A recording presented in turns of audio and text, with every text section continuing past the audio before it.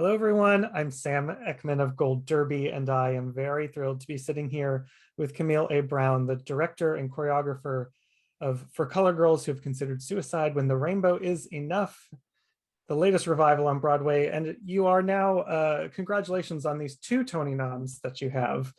It's not your first time doing this, but now this round is very special because you are both nominated as both director and choreographer. So what feels different this time? Well, this is my Broadway debut, Broadway directorial debut. So that is definitely different. No pressure there. So I was really scared and nervous and terrified and all of that stuff about doing the show as a director and choreographer. And so to feel that extreme of fear, and then on the other side to receive these nominations for both my direction and choreography is just amazing. And I'm just tremendously honored. Yeah, and there's a few sort of history making stats with this. You and Liliana Blaine Cruz are just the second and third women of color to be nominated in the director of a play category. And with this show, you're the first Black woman to direct and choreograph a play, as both jobs in 65 years, which is insane. What goes through your head when you hear those things? Well, it's 67 years. Oh, I am sorry. No, it's fine. It's still 6 decades, so it's still a lot. But I guess the question for both of them is, why did it take so long? And I hope it opens up a conversation specifically for those 2 things that you've mentioned, but for us to talk about why did it take so long? Why are Liliana and I only the second and third? And just compared to how long Broadway has been in existence. Why are we only number 2 and 3? And then also, why am I only the second after 67 years? I'm 42, so I wasn't even born when Catherine Dunham directed and choreographed. So it just feels like these are moments where, yes, I feel incredibly honored, but it also reminds me that it's not just about you. It's a responsibility that you're carrying forward, a legacy, and just lifting up Catherine Dunham and for her paving the way. And Liesl Tommy was the first, so lifting up those 2 women and just continuing to push and break those barriers. Yeah, well, hopefully many more follow, but we're very glad you're here. I'd love to dive into sort of the origin of how you go about creating this work, because Entozaki Shange describes this as a choreo poem. It is not like a typical play or a typical dance piece. It's a combination, really. So how do you go about, was there anything that really clicked once you took on both of those roles? Well, it's the idea of the choreo poem that was the thing that clicked for me, and this idea of storytelling being driven through dance. I mean, I live in the concert dance world. I started in the concert dance world, and my friends and family remind me all the time is that, yes, this is your directorial debut in the theater world, but you've been directing and choreographing your own company for over 15 years. So it was really about me leaning into that aspect of me, that side, like how I go about collaborating and directing and guiding and massaging and shifting and manipulating, like how that works for me and what my process is inside of concert dance, and shifting it and carrying over those instincts that I have to trust over into theater. And when this was off Broadway, you were the choreographer. Yes. Once you incorporate director into that realm as well, what sort of became your like guiding principle? What was important to you to get in there in terms of your vision of this project?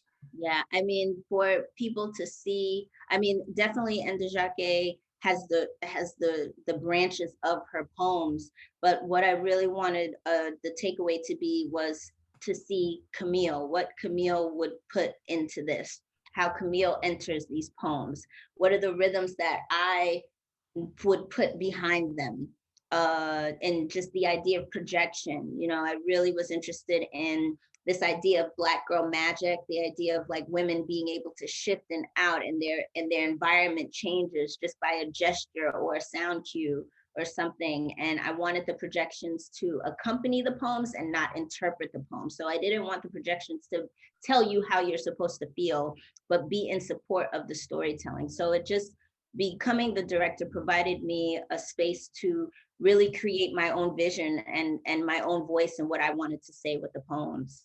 Yeah, it seems like it, just watching it, it seems like there would be such a level of kind of experimentation and trial and error. What happens when you first sat down with the cast to put this together? How do you start really? Is it just throwing ideas against the wall? How did you begin?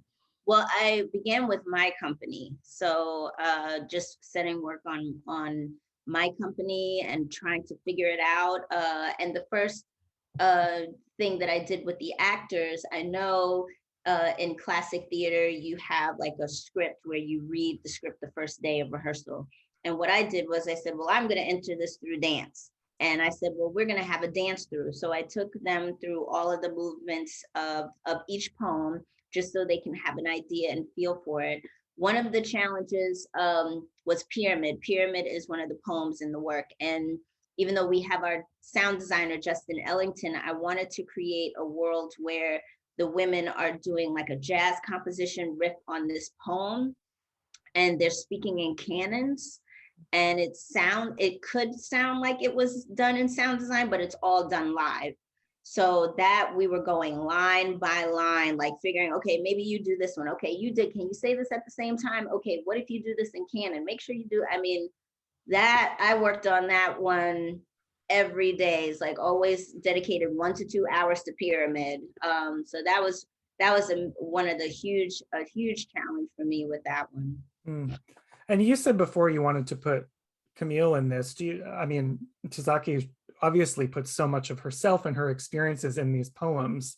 Did you feel like you had the same space to put your own personal experiences in? Absolutely, especially through the movement. And then the thing about Ndajake's words in terms of the poetry is that it's very specific to her, but because it taps into the specificity of who she is, it automatically makes it universal. And I found my own entry point and things that I could relate to. But then movement wise, because it is a choreo poem, and because there really is no specific movement definition of what that's supposed to be, it gave me the opportunity to figure out, well, what I want to say with this. How do I want to move with this? What would I do? How would these poems move for me? So yeah, a lot of freedom with it, yeah. I would think. One of the things I noticed too while watching, I know like in the description of the original Broadway production, there's you can read a lot of descriptions that say it's 7 facets, multiple facets of one woman. In this version, I almost felt like I was watching maybe not facets of a woman, but like a whole community of people coming together for collective joy, collective trauma. Even was that a goal when you sat in there? Or am I putting my own spin No, on that's it? great. I mean, I spoke to the actors and told them that to me, I read the representation of the actors being colors as them representing vessels, and the women being able to go in and shift in and out and morph in and out of these different facets of Black women. So their body, their color is representative of the vessel. And then when they enter each poem, the poem that Yellow does in the beginning of the play is not necessarily the same character when she gets to the end of, when she gets to One, which is another poem that is in the latter half of it. So yes, it's 7 women on stage, but they're embodying 14 or 28, how many ever.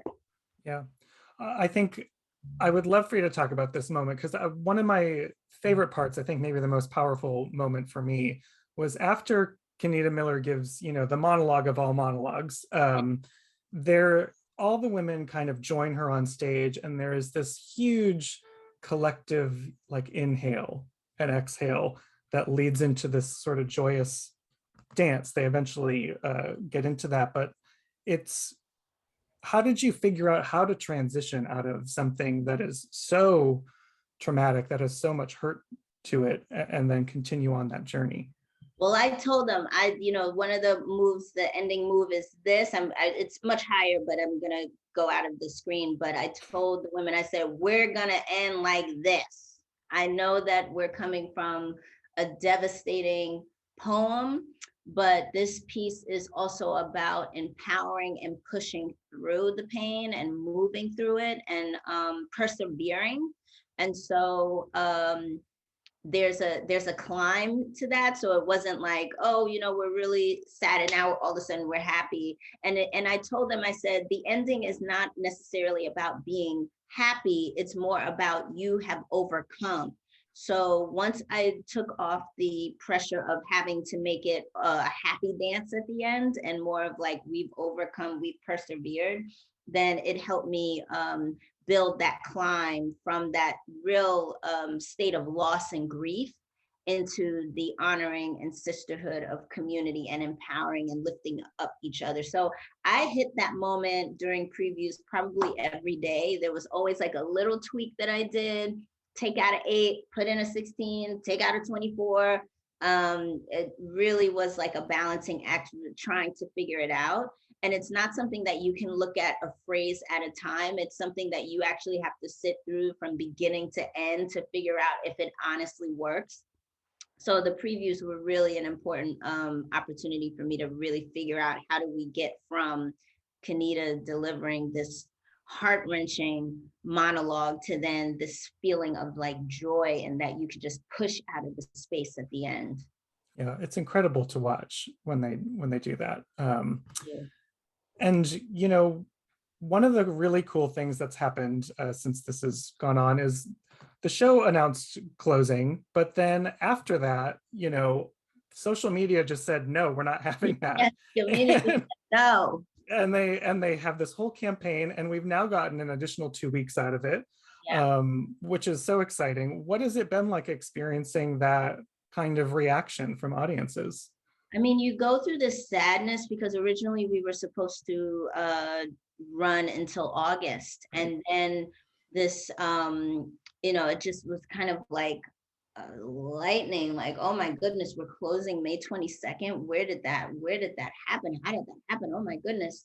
And to feel so low about that, but then to feel and hear and see the community responding and rallying behind this show to continue it and to keep it alive was just, I mean, it was just so amazing. You talk about visibility for Black women on Broadway, and it I think the closing kind of triggered that idea sometimes as a Black woman, how I sometimes feel invisible.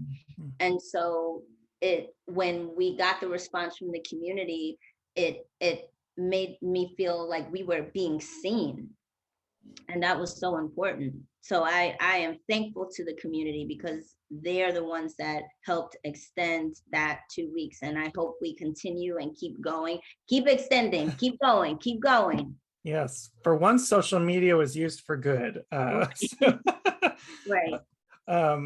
You mentioned you have your own dance company, Camille Brown and Dancers. And you have the background in concert dance.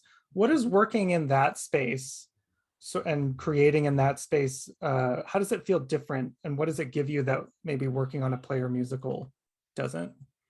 Working in concert dance. Yeah.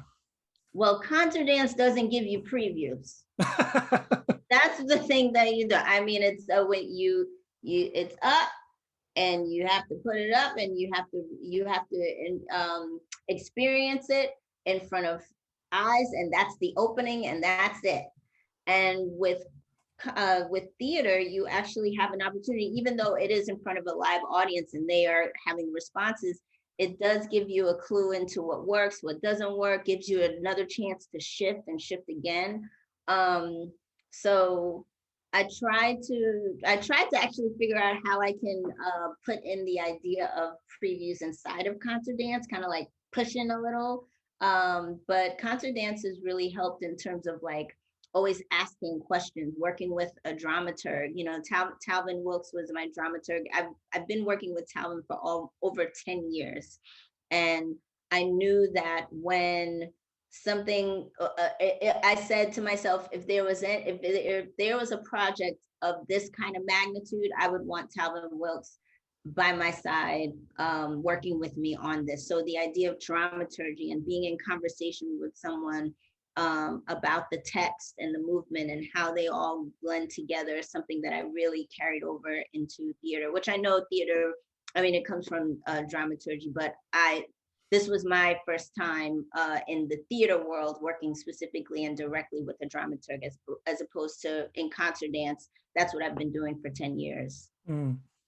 Well, I'm going to bring it back to For Color Girls before we have to go, because I was always excited to see a live production of this show, because when I was in college, my advisor was Robbie McCauley, who was a replacement for the Lady in Red.